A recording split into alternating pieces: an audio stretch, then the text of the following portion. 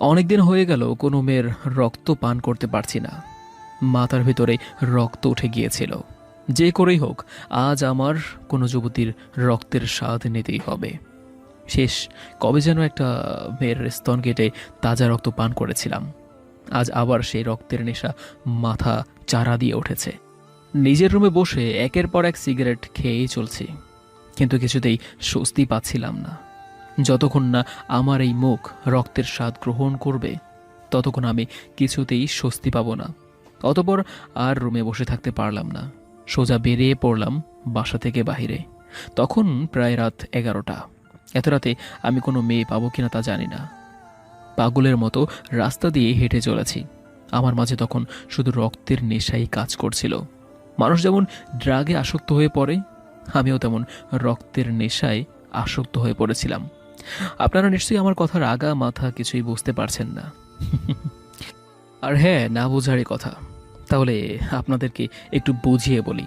এটা আমার জীবনের একটা নরকীয় অধ্যায়, যেটা আমাকে এক নরপিশাচে পরিণত করেছে। চলুন তাহলে নিয়ে যাই আপনাদেরকে আমার অতীতে। আমি ইভান। পরিবার বলতে কেউ নেই। বাবা মা আমি ছোট থাকতেই একটা দুর্ঘটনায় মারা যায়। তারপর মানুষ হতে লাগলাম আমার এক চাচার কাছে। তার কাছে বেশ ভালোই ছিলাম, কিন্তু সেই সুখও আর আমার কপালে বেশি দিন সইল না। সবেমাত্র কলেজের গণ্ডিতে পা রেখেছিলাম, হঠাৎ করে চাচাও একদিন পাড়ি জমালেন না ফেরার দেশে। চাচা বিয়ে না করাতে তার কোনো বউ বাচ্চাও ছিল না। সেই সুবাদে তার ব্যবসার হাল ধরতে হলো আমাকে। ছোট থেকেই খুব বুদ্ধিমান ছিলাম, যার কারণে বেশ কিছুদিনের মধ্যেই ব্যবসায় পুরোপুরি পাকা হয়ে গেলাম। একা একা বেশ ভালোই দিন কাটছিল, কিন্তু হঠাৎ করেই আমার জীবনে এক মেয়ের আগমন ঘটল। প্রেমের প্রস্তাব জানালো আমাকে। আমিও তার প্রস্তাবে রাজি হয়ে গেলাম। বেশ কিছুদিন চুটিয়ে প্রেম করার পরে আমরা বিয়েও করে নিলাম। বিয়ের পরের দিনগুলো বেশ ভালোই কাটছিল, কিন্তু এই সুখ আর বেশি দিন কপালে সইল না। সেদিন ব্যবসার কাজে একটু ঢাকার বাইরে যেতে হয়েছিল। দিয়া মানে আমার বউকে বলছিলাম যে একা একা থাকতে পারবে কিনা। সেও হাসি মুখে বলে দিয়েছিল 3 দিন একা থাকতে পারবে, কোনো প্রবলেম হবে না। তারপর আমিও ব্যবসার কাজে ঢাকার বাইরে চলে এলাম। কিন্তু 3 দিনের জায়গায় 2 দিনেই আমার পুরো কাজ সম্পন্ন হয়ে গেল। তাই ভাবছিলাম আজকেই বাসায় গিয়ে দিয়াকে সারপ্রাইজ দেব। কিন্তু বাসায় যাওয়ার পরে যে নিজেই এতটা সারপ্রাইজ হয়ে যাব সেটা ভাবতে পারিনি। অতপর দিয়ার জন্য কিছু গিফট আর কিছু চকলেট নিয়ে বাসার উদ্দেশ্যে রওনা দিলাম। বাসায় পৌঁছেই তাড়াতাড়ি করে বাসায় ঢুকতে নিলাম, কিন্তু যেই মাত্র কলিং বেল বাজাতে যাব, ঠিক তখনই ভেতর থেকে অচেনা এক পুরুষ কণ্ঠে শুনতে পেলাম। ওদের মাঝে কথাগুলো ঠিক এমন হচ্ছিল। সোনা, আজকে সারা রাত আমি তোমার আদর খাবো। কেউ ডিস্টার্ব করবে না আমাদের। জান, এভাবে যে তোমাকে এতটা কাছে পাবো সেটা কখনো ভাবতেই পারিনি। কি করে যে তোমার মতো একটা হটিকে ছেড়ে তোমার স্বামী বাইরে থাকে আল্লাহই জানে। আরে ওর কথা বাদ দাও তো। ও তো একটা বোকা। আমি যা বলি ওকেও সেটা মাথা পেতে শোনে। আমি ওকে শুধু বিয়ে করেছি ওর সম্পত্তির জন্য। যেদিন ওর পুরো সম্পত্তি আমার নামে করতে পারবো, সেদিনই আমি তোমাকে আপন করে নিব জান। আমি তো শুধু তোমাকেই ভালোবাসি। তাই জান, যত তাড়াতাড়ি পারো আমার কাছে চলে আসো। তোমাকে আদর না করে আমি থাকতে পারছি না। উফ, এত কথা কেন বলছো এই সময়? এখন শুধু আমি তোমার আদর খাবো, আর কোনো কথা নয়। ওদের নোংরামি কথাবার্তাগুলো আমার বুকের ভিতর তীরের মতো গেঁথে যাচ্ছিল। দরজার বাইরে দাঁড়িয়ে দাঁড়িয়ে ওদের চরম উত্তেজনার চিৎকার শুনতে পাচ্ছিলাম। বুক ফেটে কান্না আসছিল আমার। যাকে এতটা ভালোবাসলাম, সেই আমার ভালোবাসাকে নোংরামিতে পরিণত করলো। অতঃপর হাতে থাকা দিয়ার জন্য নিয়ে আসা গিফটগুলো নিচে ফেলে দিলাম। তারপর আমার কাছে থাকা ডুপ্লিকেট একটা চাবি ছিল, সেটা দিয়ে দরজা খুলে ফেললাম। ভিতরে ঢুকে যে ওদের এই অবস্থা দেখবো সেটা কল্পনাও করতে পারিনি। বলতে গেলে দিয়া আর ওই অপরিচিত লোকটার গায়ে একটা সুতাও নেই। ওরা চরম উত্তেজনার খেলায় মেতে ওঠার জন্য আমি যে ওদের সামনে দাঁড়িয়ে আছি সেটা খেয়ালই করেনি। দিয়াকে একটা পরপরের সাথে এই অবস্থায় দেখে আমার মাথায় রক্ত চড়ে গেল। তখনই মনে মনে বললাম, আমার সাথে এত বড় প্রতারণা করার চরম শাস্তি পাবে তোরা, আর সেটা এখনই।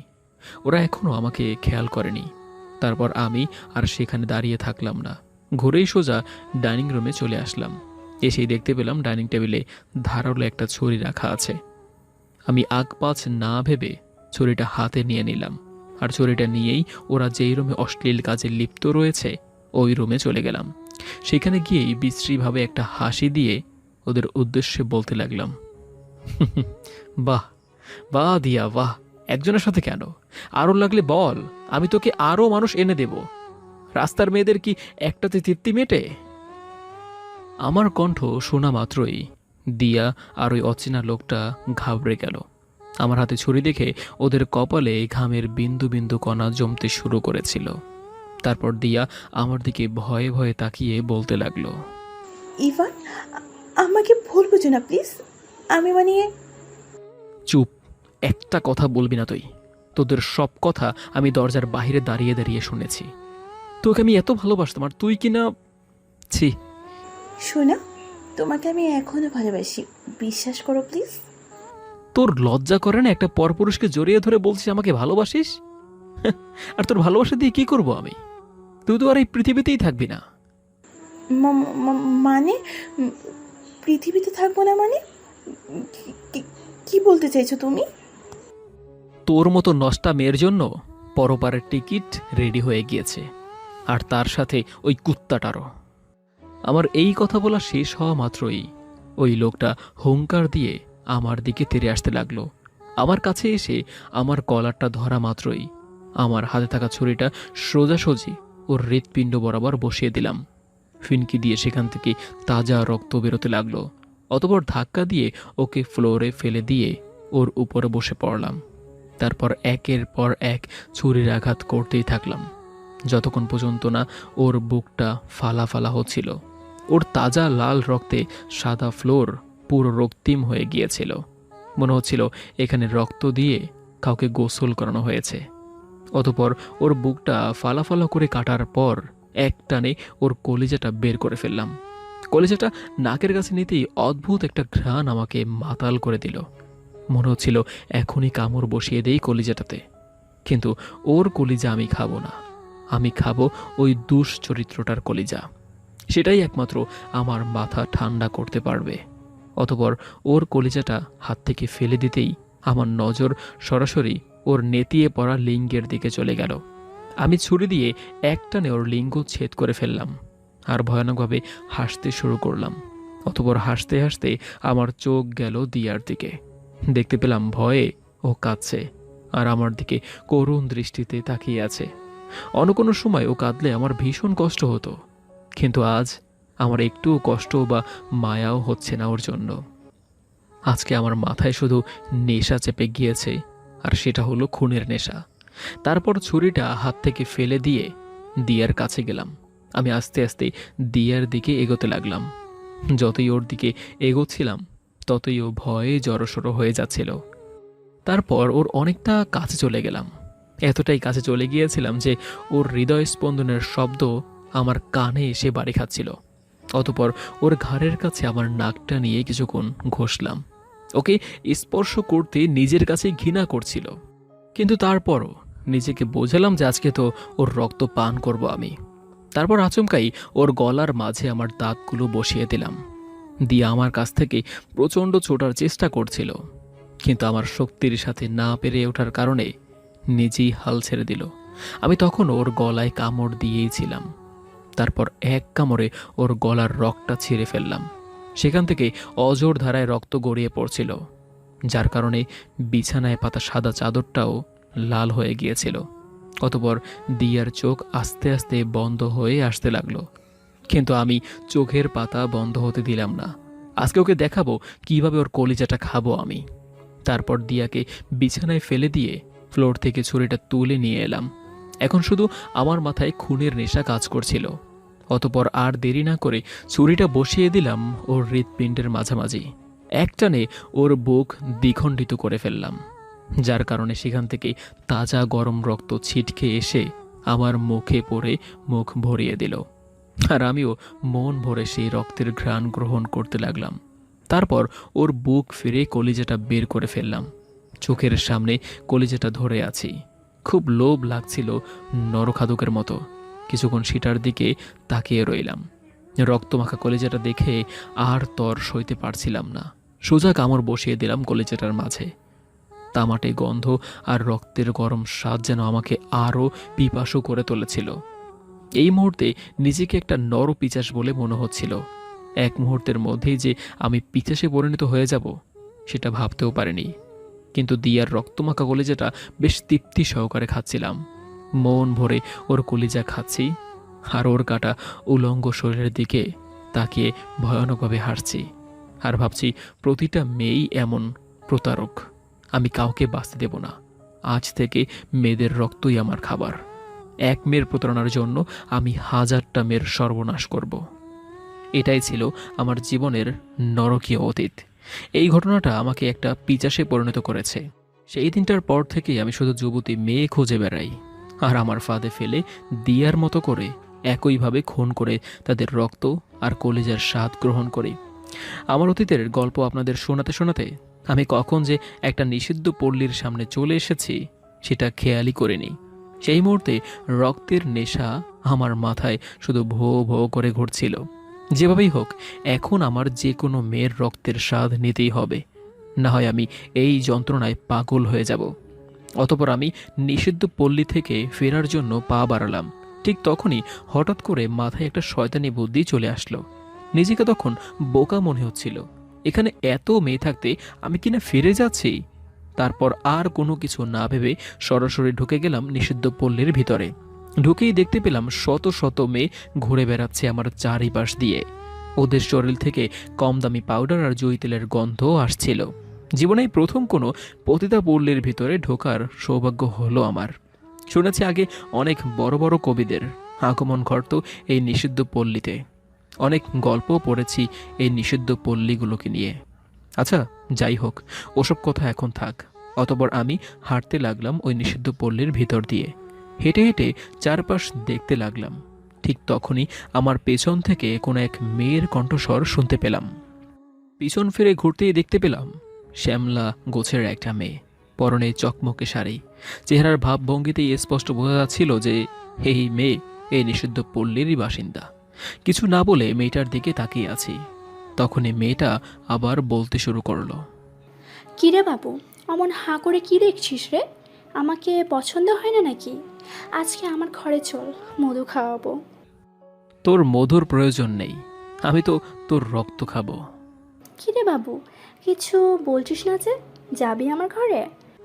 হ্যাঁ চলো, আজকে সারা রাত তোমার ঘরে কাটাবো।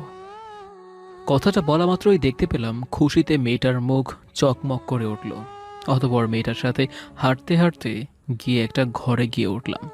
ভেতরে তেমন কিছু ছিল না, মাঝামাঝি একটা খাট, একটা ড্রেসিং টেবিল আর চারপাশে ছড়িয়ে ছিটিয়ে থাকা কিছু জিনিসপত্র। এদিকে দাঁড়িয়ে দাঁড়িয়ে ঘরের চারপাশটা দেখছি। তখনই আবার মেয়েটার কণ্ঠ শুনতে পেলাম। বাবু আয়, এখনই শুরু করি।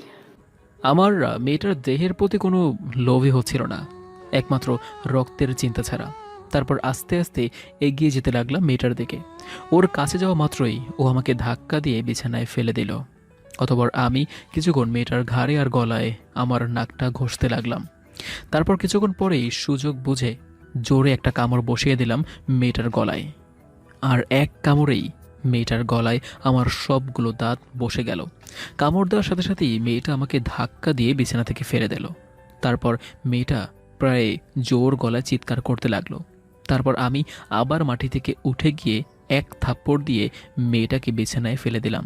দেখতে পেলাম ওর গলায় আমার কামড়ের জায়গাটা থেকে গল গল করে তাজা রক্ত বেরিয়ে চলেছে। রক্ত দেখে আর নিজেকে সামলে রাখতে পারলাম না। প্রায় হিংস্র পশুর মতো আবার ঝাঁপিয়ে পড়লাম মেয়েটার ওপরে। মেয়েটা তখনও চিৎকার করেই যাচ্ছে, আর এটা দেখে আমি জোরে সোরে কয়েকটা কামড় দিয়ে ওর গলার রগটা ছেড়ে ফেললাম। তখনই আস্তে আস্তে বিছানায় নিতিয়ে পড়ল ওর নিথর দেহটা। প্রায় পাগলের মতো ওর গলা থেকে রক্ত চুষে চুষে খাচ্ছে। অনেকক্ষণ যাবৎ রক্ত খাওয়ার পরে দেখলাম আর রক্ত বেরোচ্ছে না। তখন মনে হলো অনেক রক্ত খেয়েছি, এবার ওর কলিজাটা খাওয়ার পালা। অতঃপর বিছানা থেকে নেমে চারিপাশে ছুরি বা দাও খুঁজতে লাগলাম। কিছুক্ষণ খোঁজার পরেই একটা ধারালো বটি পেয়ে গেলাম। সেটা নিয়েই ফিরে গেলাম মেয়েটার দেহের কাছে। আমি যেইমাত্র বটিটা মেয়ের বুকে চালাবো ঠিক সেই মুহূর্তে ঘরের দরজায় ঠক ঠক আওয়াজ হতে লাগলো। আমি বেশ ঘাবড়ে গেলাম, কেউ যদি এসে এগুলো দেখে ফেলে অনেক বড় সর্বনাশ হয়ে যাবে। অতঃপর আমি বটিটা মেয়েটার বুকে আর চালালাম না, ঘাপটি মেরে বসে আছি বিছানার উপরে। তখনই দরজায় অবিরত ঠকঠক আওয়াজ হয়েই চলেছে, আর বাহির থেকে বেশ কিছু মানুষের কণ্ঠস্বর আমার কানে আসতে লাগলো। তার হয়তো বুঝতে পেরে গিয়েছিল ঘরের ভিতরে কোনো গড়বড় হয়েছে। আমি তখনও চুপ করে বসেছিলাম, বুঝতে পারছিলাম আমার সাথে ভয়ানক কিছু ঘটতে চলেছে। এদিকে তখনও কিন্তু আমার মুখে রক্ত লেগে রয়েছে। আমি তাড়াতাড়ি করে মেয়েটার শাড়ির আঁচল দিয়ে আমার মুখে লেগে থাকা রক্তগুলো মুছে ফেললাম। তারপর আর বসে থাকলাম না, গিয়ে দরজা খোলা মাত্রই দেখতে পেলাম দরজার বাইরে কিছু উটকো লোকদের ভিড় রয়েছে। অতঃপর আমি আর পিছন ফিরে তাকালাম না। চারপাশে ঝাপসা আলো ছিল, সেই আলোতেই যতটুকু সম্ভব রাস্তা দেখে প্রাণপণে ছুটছিলাম। তারপর নিষিদ্ধ পল্লী থেকে বেরিয়ে একটা দেয়ালের পিছনে লুকিয়ে গেলাম। অবশেষে সেই দুজন লোক আমাকে দেখতে না পেয়ে পাশ কাটিয়ে চলে গেল অন্য রাস্তা ধরে। তখনই আমি হাফ ছেড়ে বাঁচলাম, কিন্তু তখনও আমার বুকের মধ্যে এক নাগারে ধুকপুক ধুকপুক করেই চলেছে। আমি এদের হাত থেকে বাঁচলেও আমার ক্রমশ মনে হচ্ছিল সামনে আমার বড় সড়ো কোনো বিপদ আসতে চলেছে। অতঃপর আমি আর সেখানে না দাঁড়িয়ে থেকে সোজা বাসার উদ্দেশ্যে হাঁটতে লাগলাম। কিছুক্ষণ পরেই আমি বাসায় চলে আসলাম। বাসায় ঢোকার পরেই নিজেকে খানিকটা সুরক্ষিত বলে মনে হচ্ছিল। এদিকে কিছুক্ষণ আগে অনেকগুলো রক্ত খাওয়ার কারণে মাথাটা বেশ ঠান্ডা ছিল। তারপর ডিনার সেরে এসে বিছানায় শুয়ে পড়লাম তাড়াতাড়ি ঘুমিয়ে পড়ার জন্য, না হয় আবার রক্তের নেশাটা মাথা চারা দিয়ে উঠবে। শুয়ে শুয়ে ভাবছিলাম এতক্ষণ হয়তো এই খুনটা নিয়ে থানা পুলিশ পর্যন্ত হয়ে গিয়েছে। এদিকে আমার মাথার ভিতর শুধু একটা চিন্তাই বারবার ঘুরপাক খাচ্ছিল। এই শহরের ব্যবসার জন্য প্রায় আমার অনেক নামডাক আছে। একবার যদি পুলিশ জানতে পারে এই খুনের পেছনে আমি জড়িত, তাহলে আমাকে তারা অতি সহজেই গ্রেফতার করে ফেলবে। অতঃপর সব চিন্তা ভাবনা বাদ দিয়ে একটু ঘুমানোর চেষ্টা করতে লাগলাম। তারপর কখন যে ঘুমিয়ে গিয়েছি সেটা নিজেও টের পাইনি। কিন্তু হঠাৎ করেই মাঝরাতে খুব খারাপ একটা স্বপ্ন দেখে ঘুমটা ভেঙে গেল। ঘরের দিকে তাকাতে দেখতে পেলাম রাত 2টা বাজে। তারপর আবার ঘুমানোর চেষ্টা করলাম, কিন্তু চোখ বন্ধ করে শুয়ে আছি, তারপরেও ঘুম আসছে না। অতবার উঠে পড়লাম বিছানা থেকে। তারপর গিয়ে সোফায় বসে একটা সিগারেট জ্বালালাম, আর পরপর 5টা সিগারেট শেষ করে ফেললাম। কিন্তু কিছুতেই যেন সময় আর এগোচ্ছিল না। তারপর হঠাৎ করেই কেন যেন ইচ্ছে হলো টিভিটা ছাড়তে। তারপর টিভি ছেড়ে দিয়ে একের পর এক চ্যানেল পাল্টিয়ে যাচ্ছি, কিছুই যেন ভালো লাগছিল না। কিন্তু কিছুক্ষণ পরেই একটা চ্যানেল এসে আমার চোখে আটকে গেল। দেখতে পেলাম নিউজে দেখাচ্ছে আজকে রাত 11টার সময় পতিতালয়ে এক যুবতী খুন। আমরা যতটুকু জানতে পেরেছি এই খুনের পিছনে এই শহরেরই কোন এক বড় ব্যবসায়ীর হাত রয়েছে। আমরা যত তাড়াতাড়ি সম্ভব অনুসন্ধান চালিয়ে খুনিকে আটক করার চেষ্টা করব।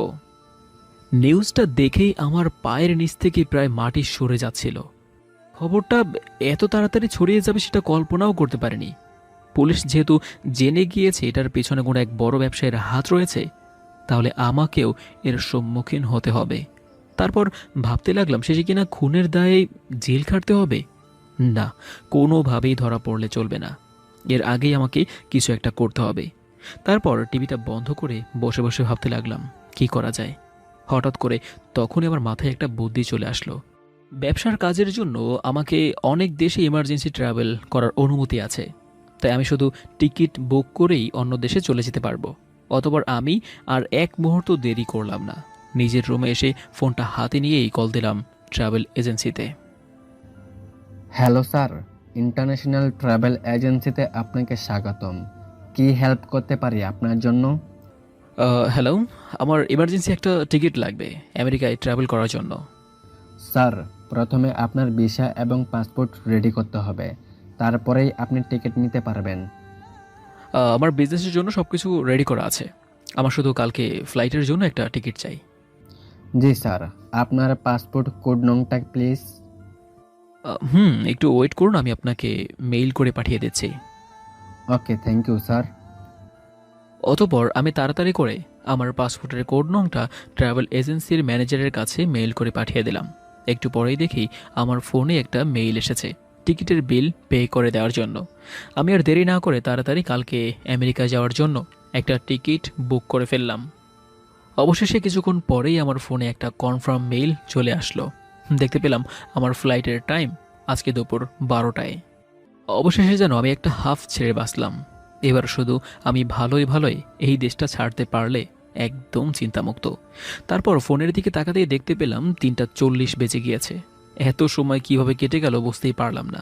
এখন একটু চোখের মাঝে ঘুম ঘুম ভাবটাও আসতে লাগলো। তারপর বিছানায় গা হেলিয়ে দিতেই আবার গভীর ঘুমে তলিয়ে গেলাম। সকাল 9টার দিকে প্রায় আমার ঘুমটা ভেঙে গেল। অতঃপর গিয়ে ফ্রেশ হয়ে আসতেই শরীরে কেমন যেন একটা অস্বস্তি ভাব হতে শুরু করলো। গলা শুকিয়ে কাঠ হয়ে গিয়েছে, মাথার ভেতরেও প্রচণ্ড যন্ত্রণা শুরু হয়ে গিয়েছে। আমি বুঝতে পারছিলাম আমার ভেতরের নরপশুটা আবার জেগে উঠেছে। আমি যে পর্যন্ত কোনো মানুষের রক্ত পান না করব ততক্ষণ পর্যন্ত এই যন্ত্রণা কিছুতেই কমবে না। বেশ চিন্তায় পড়ে গেলাম, এখন আমি রক্ত কোথায় পাবো? কিন্তু রক্ত না খেতে পারলে তো আমি পাগল হয়ে যাব। আস্তে আস্তে আমার শরীর প্রায় অবশ হয়ে আসছিল। মাথার ভেতর কিছু এক অদৃশ্য পোকা কামড়াতে শুরু করে দিয়েছিল। অতি যন্ত্রণা হওয়া সত্ত্বেও খুব কষ্টে চোখ বন্ধ করে বিছানায় বসেছিলাম। মাথার ভেতরে তখনও শুধু একটা চিন্তাই ঘুরঘুর করছিল, রক্ত পাবো কোথায়, রক্ত পাবো কোথায়। ঠিক সেই মুহূর্তে আচমকা কলিং বেলটা বেজে উঠল। কিন্তু তারপরও আমি বসেই রইলাম। অনেকক্ষণ হলো কি যেন কলিং বেলটা বাজিয়েই যাচ্ছে। অবশেষে বিরক্ত হয়ে খুব কষ্টে গিয়ে দরজাটা খুলে দিলাম। আর দরজা খুলতেই দেখতে পেলাম আমার কলেজ লাইফের বেস্ট ফ্রেন্ড কথা আমার সামনে দাঁড়িয়ে আছে। এতদিন পরে ওকে দেখে বেশ অবাক হয়ে গেলাম। আমি কথাকে কিছু বলতে যাব, তার আগেই ও কথা বলতে শুরু করে দিল। কি রে হারামি, মরেছিলি নাকি? কতক্ষণ হলো কলিং বেল বাজিয়েই যাচ্ছি, তারপরও দরজা খোলার কোনো নাম নেই। না রে, আমি বাথরুমে ছিলাম তো, তাই আর কি কলিং বেলের আওয়াজটা শুনতে পাইনি। ও তাই বল, এইভাবে বাহিরে দাঁড় করিয়ে রাখবি নাকি একটু ভেতরেও আসতে বলবি? আরে আয় আয়, এতদিন পর কোথা থেকে এলি? কতদিন হলো তোর সাথে যোগাযোগ নেই। এইদিকে একটা কাজে এসেছিলাম, তাই ভাবলাম তোর সাথে অনেকদিন হলো দেখা হয় না, তাই একটু দেখা করে যাই। অনেক ভালো করেছিস। তো এখন কি করছিস? এই কিছুদিন হলো ডাক্তারি পড়া শেষ করলাম, অনেক হসপিটাল থেকে অফার আসছে, ভাবছি কাজ শুরু করেই দিব। বাহ, আমার বেস্ট ফ্রেন্ড ডক্টর, ভাবতেই অনেক ভালো লাগছে। ইস, অনেক হয়েছে, এবার তোর কি খবর বল, কি করছিস এখন? আমি তো সেই ব্যবসা নিয়েই আছি, এটাতেই আমার দিনকাল চলে যাচ্ছে। আমার কথা বলা শেষ হওয়া মাত্রই মাথার ভিতর কেমন যেন ঝিম ধরে গেল। নিঃশ্বাস নিতে অনেক কষ্ট হচ্ছিল। বুঝতে পারছিলাম আবার সেই রক্তের নেশা আমার মাঝে চেপে বসেছে। কি করব এখন আমি? কিছুই বুঝতে পারছিলাম না। হঠাৎ করে আমি এমন হয়ে যাওয়াতে কথা একটু চিন্তিত হয়ে আমাকে বলতে লাগলো। কি রে, শরীর খারাপ লাগছে তোর? এমন করছিস কেন? না না, আমি ঠিক আছি, তেমন কিছুই হয়নি আমার। কষ্ট হওয়া সত্ত্বেও বললাম। তাহলে এমন করছিস কেন? চোখগুলো আমার বড় বড় হয়ে গেল কেন? একটু আগেও তো দিব্যি কথা বলে যাচ্ছিলি। দেখি তোর হাতটা দে, দেখি পাস ঠিক আছে কিনা। কথা আমার হাতটা ধরা মাত্রই আমার শরীরে কারেন্টের মতো শর্ট লাগলো। সেই মুহূর্তে মনে হচ্ছিল আমি তাজা রক্তের গন্ধ পাচ্ছিলাম। লোভী দৃষ্টিতে কথার দিকে তাকিয়েছিলাম, আর সেটা দেখে কথা বলতে লাগলো। ইভান, তুই আমাদিকে এভাবে তাকিয়েছিস কেন? তোর কি হয়েছে বলবি তো আমাকে? আমার রক্ত চাই, অনেক রক্ত। তুই দিবি আমাকে? হ্যাঁ দে, তাড়াতাড়ি দে, তোর সব রক্ত আমাকে দিয়ে দে। হিংস্রতার সাথে কথাগুলো বলছিলাম। তুই কি পাগল হয়ে গেছিস? তোর রক্ত লাগবে মানে কি? আমি তোর সব রক্ত দিয়ে আজকে আমার তৃষ্ণা মেটাবো। আমার শুধু এখন রক্ত চাই, তাজা রক্ত।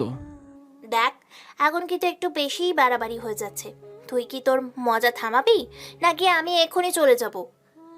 এই বলেই কথা বসা থেকে উঠে দাঁড়ালো, আর রুমের বাইরে যাওয়ার জন্য পা বাড়ানোর সাথে সাথেই আমি একটা হ্যাচকা টান দিয়ে ওকে আবার সোফায় ফেলে দিলাম। কথার চোখ মুখ দেখে বোঝা যাচ্ছিল বেশ ভয় পেয়ে গিয়েছে।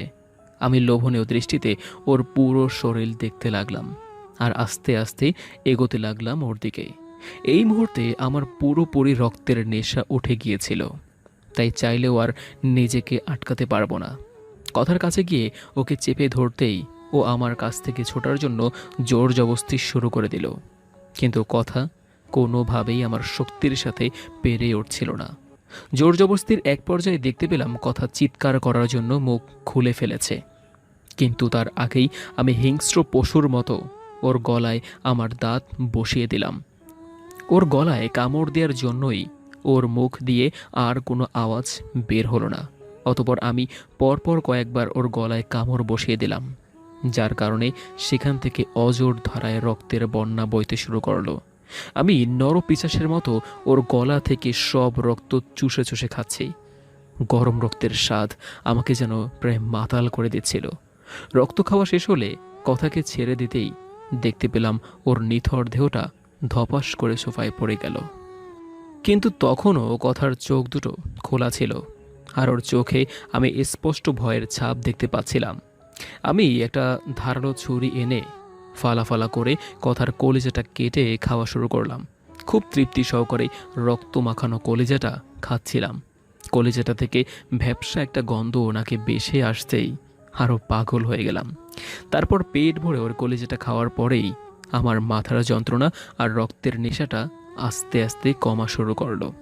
আমার রক্তের নেশা পুরোপুরি কেটে যেতেই নিজেকে খুব অপরাধী বলে মনে হচ্ছিল। শেষে নিজের বেস্ট ফ্রেন্ডকেও মেরে ফেললাম ভাবতেই মনটা খারাপ হয়ে গেল, কিন্তু কিছু করার ছিল না। আমার মাথায় একবার এই রক্তের নেশা চেপে পড়লে কে ফ্রেন্ড আর কে ভাই সেটা খেয়াল থাকে না। তখন শুধু একটা চিন্তাই আমার মাথায় ঘুরঘুর করে, রক্ত কোথায় পাবো। কথার মৃত লাশটা সোফায় পড়েছিল, এমন লাশ যে কেউ দেখলেই ভয় পেয়ে যাবে।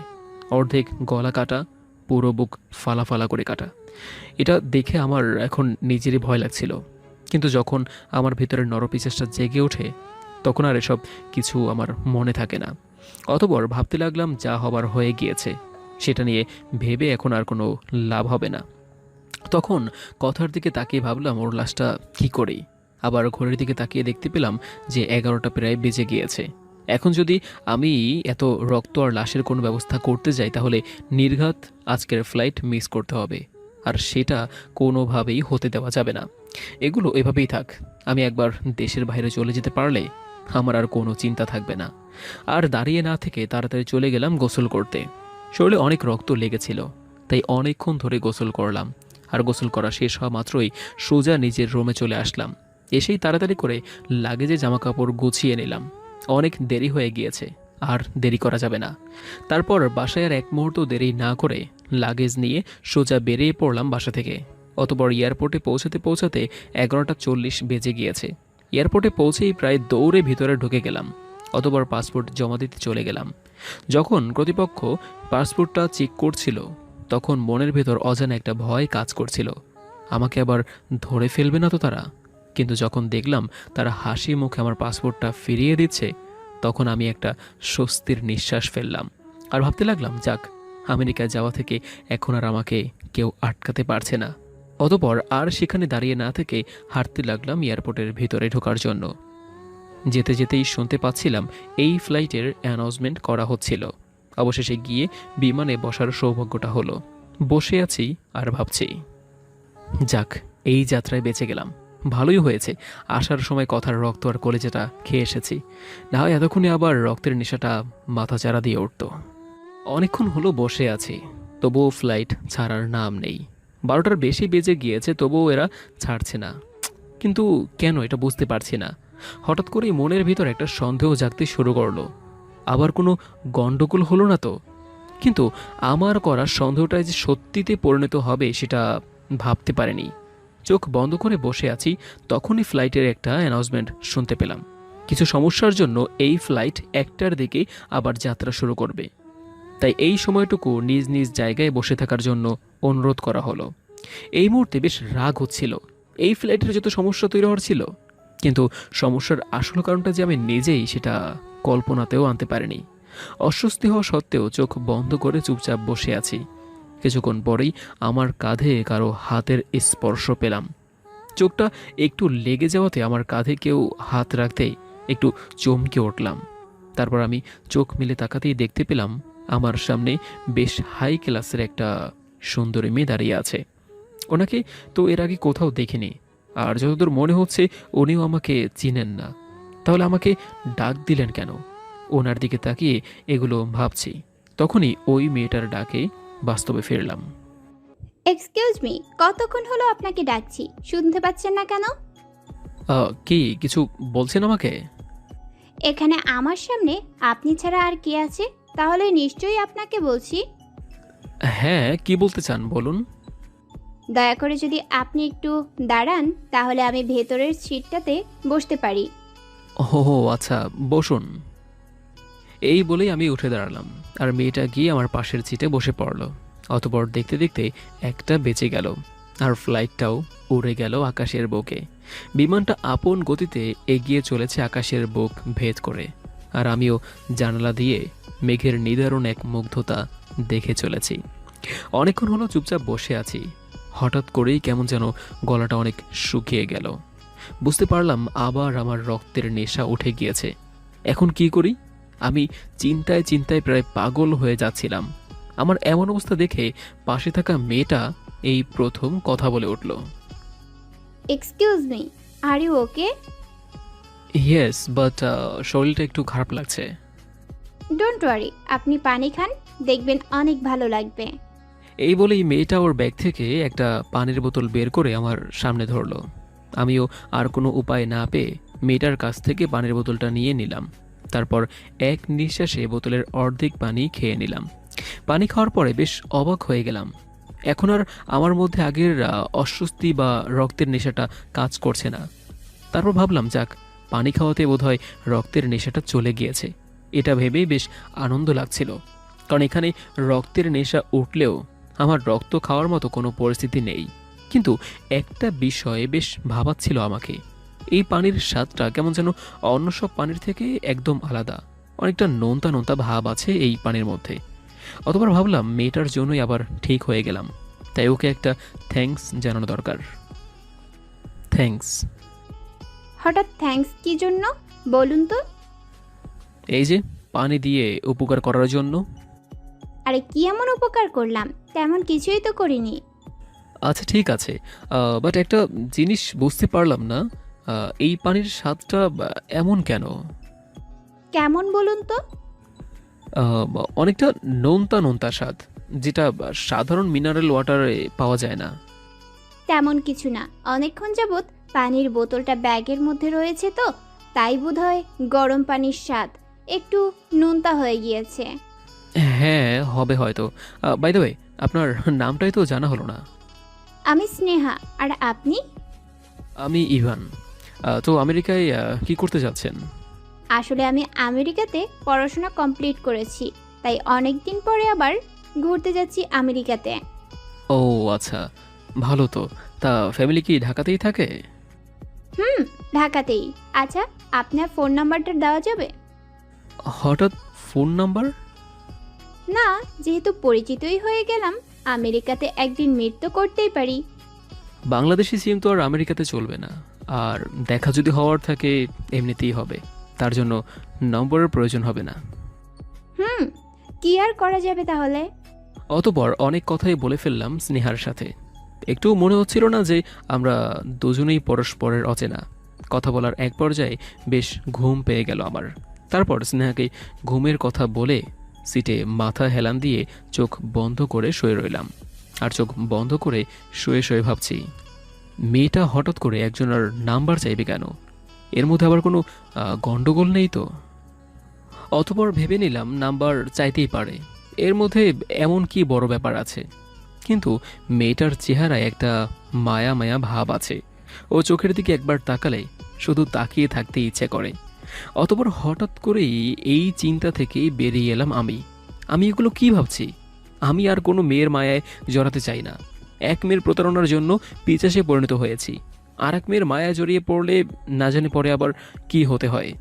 আমার শুধু একটা কথাই মনে রাখতে হবে, আমি তো একটা নরখাদক, তাই কোনো মেয়ের মায়ায় জড়ালে আমাকে চলবে না। তাই যত সম্ভব স্নেহার চিন্তা মাথা থেকে দূরে রাখতে হবে। তারপর এসব কথা চিন্তা করতে করতে কখন যে ঘুমিয়ে গিয়েছি সেটা নিজেও টের পাইনি। অতঃপর কারো মৃদু স্বরের ডাকে আমার ঘুমটা ভেঙে গেল। হঠাৎ করেই ঘুমটা ভেঙে যাওয়া, ঠিক বুঝে উঠতে পারছিলাম না আমি কোথায় আছি। তারপর আস্তে আস্তে ঘুমের প্রভাবটা কেটে যাওয়ার পরেই বুঝতে পারলাম আমি তো প্লেনে আছি। তারপর আমি সোজা হয়ে বসা মাত্রই পাশ থেকে স্নেহা বলতে লাগলো, কি মিস্টার ইভান, ঘুম ভেঙেছে তাহলে? আপনি এত ঘুমাতে পারেন? বিশ্বাসই হয় না। কই কতক্ষণই আর ঘুমালাম। বলে কি, ফোন বের করে দেখুন কয়টা বাজে। সেই দুপুরে ঘুমিয়েছেন আর এখন ডিনারের টাইম। কি বলছেন? অতঃপর আমি পকেট থেকে ফোনটা বের করে টাইম দেখতেই পুরো হা হয়ে গেলাম। এখন প্রায় 10টা বাজতে চলল। আমি বেশ অবাক হয়ে যাচ্ছিলাম। অনেক দিন হয়ে গেল একটানা এতক্ষণ আমি কখনোই ঘুমাইনি। অন্যমনস্ক হয়ে এগুলো ভাবছি, তখনই হঠাৎ করে আবার স্নেহার কণ্ঠ শুনতে পেলাম। এই যে মিস্টার, কি ভাবছেন এত? না তেমন কিছু না। খেয়েছেন আপনি? একসাথে জার্নি করছি, আপনাকে রেখে খাই কিভাবে বলুন তো? আপনার নিশ্চয়ই ক্ষুধা লেগে গিয়েছে। তাহলে আমাকে আরো আগে ডাক দিলেই তো পারতেন। আপনার কি মনে হচ্ছে আপনাকে ডাক দেওয়া এখনো বাকি আছে? সেই কখন থেকে ডেকেই চলেছি, কিন্তু আপনার ওঠার নামই নেই। তাই তো বসে বসে আপনার ঘুম ভাঙার জন্য অপেক্ষা করছিলাম। ও আচ্ছা, তাহলে আর দেরি না করাই ভালো। এবার খেয়ে নেই তাহলে। আজকে কেমন যেন বেশ ক্ষুধা অনুভব করছিলাম, সচরাচর যেটা কখনোই হয় না। তাই বিরিয়ানির প্যাকেটটা হাতে পাওয়া মাত্রই আমি খাওয়া শুরু করে দিলাম। আমি আপন মনে খেয়েই চলেছি। খাওয়া চলাকালীন সময়ে হঠাৎ করেই চোখ গেল স্নেহার দিকে। দেখতে পেলাম ও আমার দিকে তাকিয়ে আছে আর একটু একটু খাচ্ছে। তখন না কিছুই বুঝলাম না বিষয়টা, ও আমার দিকে এমনভাবে তাকিয়ে আছে কেন। স্নেহার চোখে চোখ পড়তে আমি চোখটা নামিয়ে নিলাম, আবার মনোযোগ দিলাম খাওয়ার দিকে। অতঃপর আমার খাওয়া হয়ে গেলে স্নেহার দিকে তাকালাম। তখনও দেখলাম স্নেহা খাওয়া বাদ দিয়ে এক দৃষ্টিতে তাকিয়ে তাকিয়ে আমাকে দেখছে। এবার বেশ বিরক্তি লাগছিল আমার। অতঃপর আমি আর চুপ করে না থেকে মজা করে স্নেহাকে বললাম, এভাবে হা করে তাকিয়ে থাকলে আপনার মুখে তো মশা ঢুকে যাবে। কি কি কিছু বলছেন? তার মানে আপনি এতক্ষণ কিছুই শুনতে পাননি? না মানে ইয়ে, কি ইয়ে ইয়ে করছেন? অমন হা করে আমার দিকে তাকিয়ে কি দেখলেন? কোথায় কখন আপনার দিকে তাকিয়ে থাকলাম? বাহ, এতক্ষণ আমি স্পষ্ট দেখেছি আপনি আমার দিকে তাকিয়ে আছেন। ছিলামই তো। এক কাজ করতে গিয়ে আরেক কাজে ফেঁসে গিয়েছি। কি হলো, কিছু বলছেন না কেন? আরে বাবা, আপনার দিকে তাকিয়ে থাকতে মানা আছে নাকি? যদি থাকে তাহলে আর কখনোই তাকাবো না আপনার দিকে। আরে আরে, রাগ করছেন কেন? আমি কি বলেছি নাকি যে আমার দিকে তাকিয়ে থাকতে মানা আছে? আমি তো এমনি জানতে চাচ্ছিলাম আর কি। আচ্ছা বাদ দিন, আপনার খাওয়া হয়ে গিয়েছে? কিন্তু আপনি তো অর্ধেকও খাননি। না, আর খাবো না, আমার পেট ভরে গিয়েছে। কি বলছেন? এই একটুতেই আপনার পেট ভরে গেল? আমি কমই খাই। ও আচ্ছা। আচ্ছা, আপনি ঘুমাবেন কখন? সারাদিন তো ঘুমিয়েই কাটালাম, এখন আর ঘুম আসবে না। তো কি করবেন, সারা রাত জেগে থাকবেন নাকি? তাছাড়া তো আর কোনো উপায় নেই। আপনার ঘুম পেয়ে থাকলে আপনি ঘুমিয়ে পড়ুন। না। আচ্ছা, আপনাকে একটা কথা বলবো, যদি রাগ না করেন। হ্যাঁ বলুন, রাগ করার কি আছে? আচ্ছা, আমরা যদি সারা রাত গল্প করে কাটাই কেমন হবে? পাগল হয়েছেন নাকি আপনি? সারা রাত জাগবেন নাকি? জাগলে কি এমন হবে?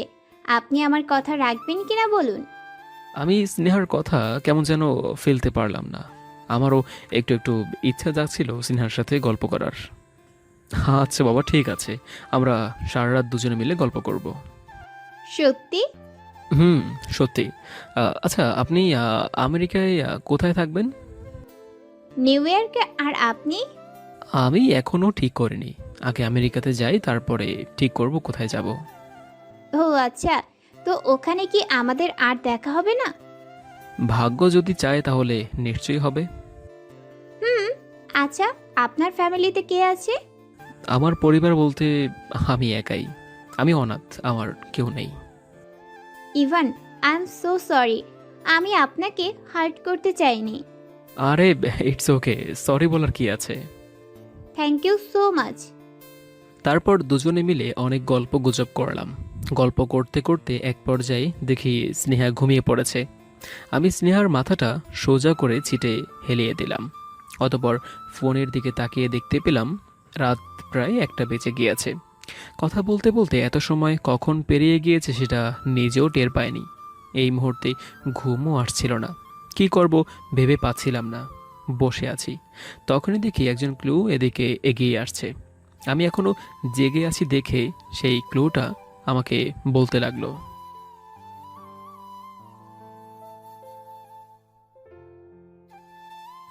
নো ইটস ওকে, কোনো প্রবলেম হয়নি, ঘুম আসছে না তাই জেগে আছি। অতঃপর ক্রুটা তার নিজের জায়গায় ফিরে গেল। আমিও চুপচাপ কিছুক্ষণ বসে রইলাম, কিন্তু না চাইতেও হঠাৎ করেই আমার চোখটা গিয়ে পড়ল ঘুমন্ত স্নেহার ওপরে। এক দৃষ্টিতে ওর রূপের মাধুর্য উপভোগ করতে লাগলাম। এরকম মায়াবী মুখ এর আগে আমি কখনো দেখিনি। জীবনে অনেক মেয়ে দেখেছি, কিন্তু স্নেহার প্রতি আমার যে আকর্ষণটা সৃষ্টি হয়েছে সেটা আর কোনো মেয়ের প্রতি হয়নি। ঘুমিয়ে থাকাতে স্নেহাকে আরো বেশি নিষ্পাপ দেখাচ্ছিল। ইচ্ছে করছিল ওর গাল দুটোকে আলতো করে একটু ছুঁয়ে দেই, কিন্তু ওর গালের কাছাকাছি হাতটা নিতেই আবারও হাতটা সরিয়ে নিলাম আমি। এটা আমি কি করছি? ওর সুযোগ নেওয়াটা আমার একদম ঠিক হবে না। যতই হোক আমাদের একদিনের পরিচয় মাত্র। আমি যেগুলো ভাবছি স্নেহা সেগুলো নাও ভাবতে পারে। ওর কাছ থেকে সরে এসে নিজের ছিটে মাথা হেলিয়ে দিয়ে শুয়ে পড়লাম। তারপর এইভাবেই দেখতে দেখতে প্রায় 2টা দিন কেটে গেল। একা থাকলে কখনোই এত তাড়াতাড়ি এই সময় পার হতো না। সঙ্গে স্নেহা ছিল বলেই কোথা দিয়ে 2টা দিন পেরিয়ে গেল টেরই পেলাম না। এই 2 দিনে স্নেহার সাথে অনেক জানাশোনা হয়ে গিয়েছিল। বলতে গেলে ওর মায়ায় পড়ে গিয়েছিলাম। ছেড়ে আসার সময়ও বেশ কষ্ট হচ্ছিল, কিন্তু তার পরের মুহূর্তেই ভাবলাম, এগুলো আমি কেন ভাবছি?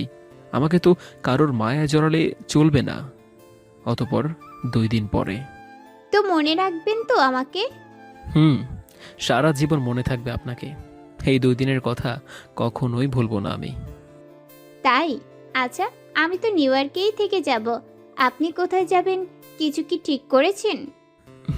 ভেবেছি শিকাগোতে চলে যাব। আচ্ছা, এত শহর থাকতে হঠাৎ শিকাগোতেই কি জন্য? এমনি শহরটা অনেক নির্জন, কোলাহল মুক্ত, তাই আমার ভালো লাগে আর কি। ও আচ্ছা। হুম, তুমি স্নেহা, এবার তো আমাকে যেতে হবে। অনেক কথাই তো হলো। যাবেনই তো, বাট চিন্তা করবেন না, অতি শীঘ্রই আবার দেখা হচ্ছে আমাদের। আহ, কিছু কি বলবেন? না। আচ্ছা, এবার আসি, তাহলে ভালো থাকবেন। হুম, আপনিও ভালো থাকবেন। অতঃপর স্নেহা চলে গেল, আর আমিও কিছুক্ষণ এয়ারপোর্টে দাঁড়িয়ে থেকে একটা ট্যাক্সি নিয়ে নিলাম শিকাগো শহরে যাওয়ার জন্য। আপন গতিতে ট্যাক্সি এগিয়ে চলেছে, আর আমি জানালা দিয়ে চারপাশের সৌন্দর্যগুলো উপভোগ করে যাচ্ছি। নিউ ইয়র্ক থেকে শিকাগোতে প্রায় 2 ঘন্টার পথ। আমি চাইলে নিউ ইয়র্কে থেকে যেতে পারতাম, কিন্তু একটা বিষয় ভেবে আমার চিন্তাধারা পাল্টালাম। আর সেটা হচ্ছে, এখানে রক্তের নেশা যদি আমার মাথায় একবার উঠে যায় সেটা আমি কন্ট্রোল করতে পারবো না। আর নিউ ইয়র্কে যদি কোনো খুন করে ধরা পড়ে যাই তাহলে নির্ঘাত আজীবন আমাকে জেলে কাটাতে হবে। এখানকার আইন ব্যবস্থা বাংলাদেশের থেকে শত গুণ কঠোর। তাই পরিশেষে সিদ্ধান্ত নিলাম শিকাগো শহরেই চলে যাব, কারণ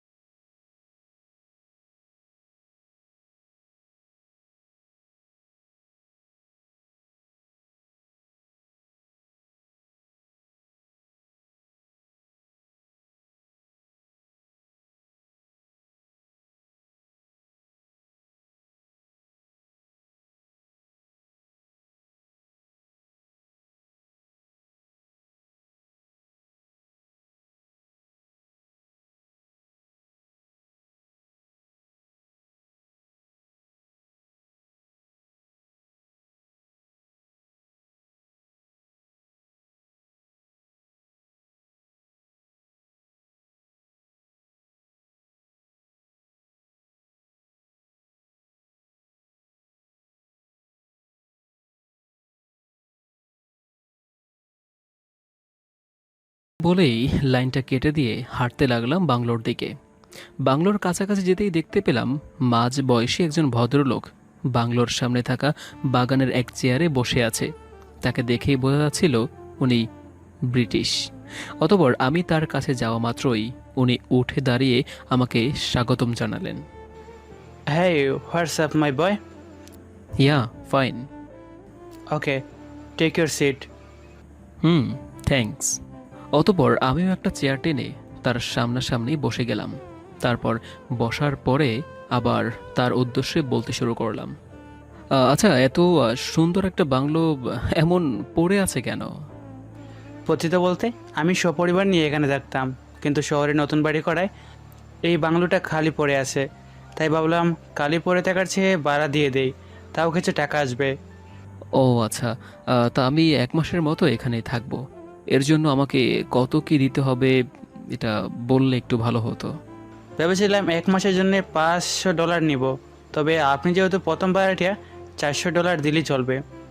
ও অনেক ধন্যবাদ। তা টাকাটা কি এখনই দেব? দিতে পারেন। অতঃপর আমি বাংলোর মালিককে গুনে গুনে চকচকে $500 দিয়ে দিলাম। তারপর তিনি বাংলোর চাবিটা আমাকে দিয়ে ধন্যবাদ জানিয়ে চলে গেলেন তার নিজ গন্তব্যস্থানে। এদিকে দুপুর গড়িয়ে প্রায় বিকেল হতে চলল, তাই আমিও আর বাহিরে দেরি করলাম না। বাংলোর দরজাটা খুলে লাগেজটা নিয়ে ভিতরে ঢুকে পড়লাম।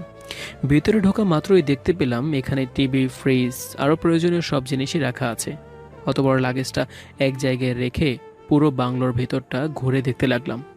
বাংলোর বাহিরটাও যেমন সুন্দর, ভেতরটাও আরও বেশি সুন্দর। সবথেকে বড় কথা বেশ পছন্দ হয়েছে আমার। ভাবতে লাগলাম যাক, কয়েকদিন নিশ্চিন্তে থাকা যাবে তাহলে।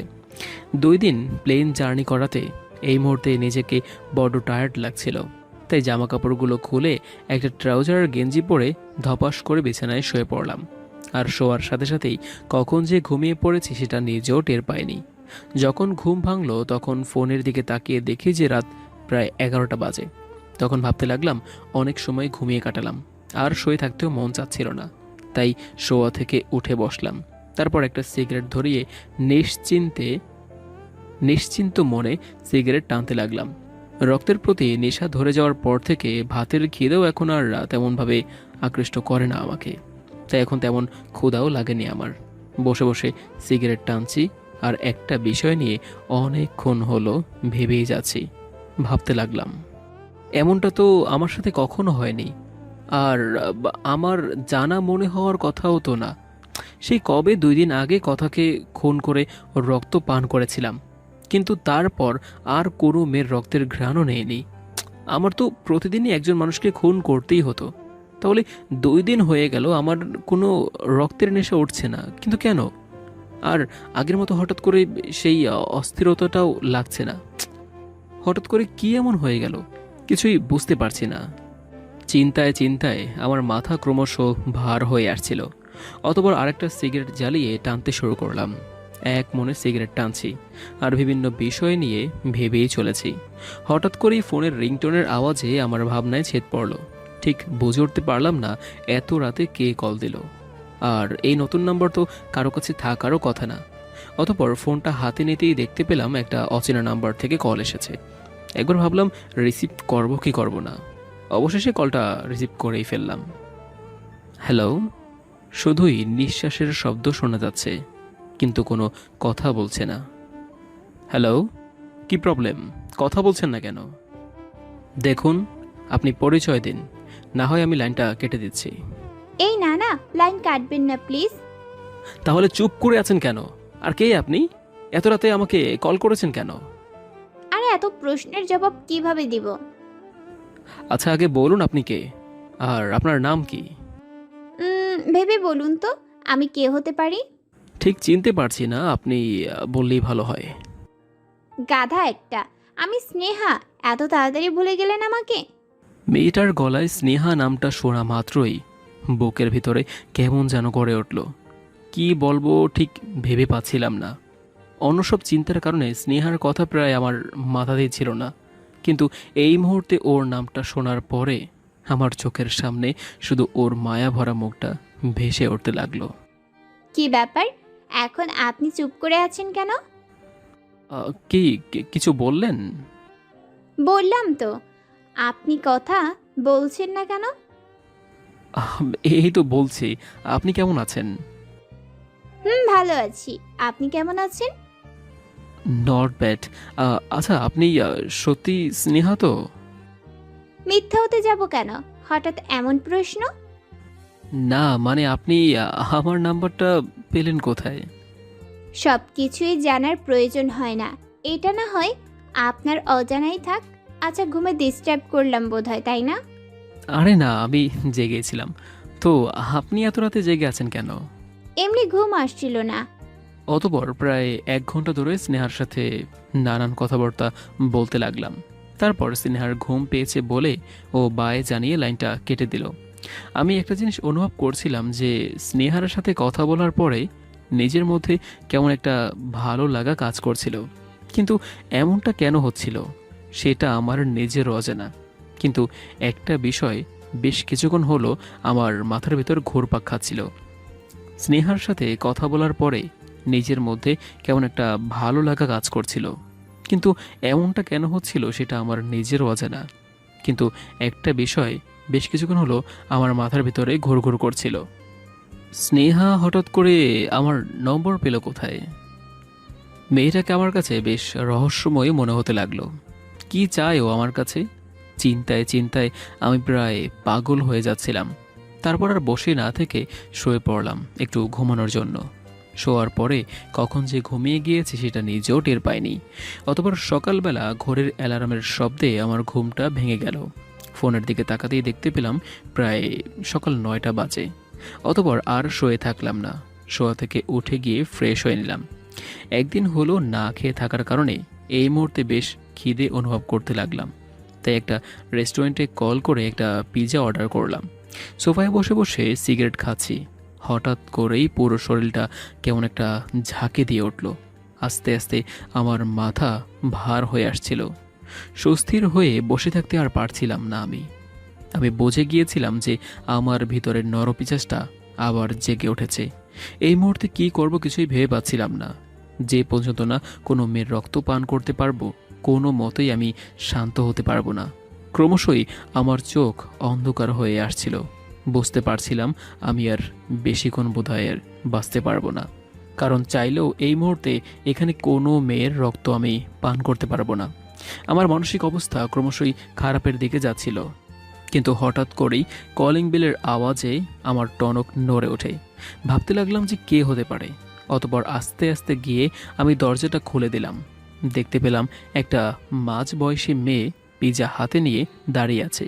আমি দরজা খোলা মাত্রই মেয়েটা আমাকে দেখে বলতে শুরু করলো, স্যার, আপনার পিৎজা ডেলিভারি করাতে 5 মিনিট লেট হওয়ার কারণে সরি।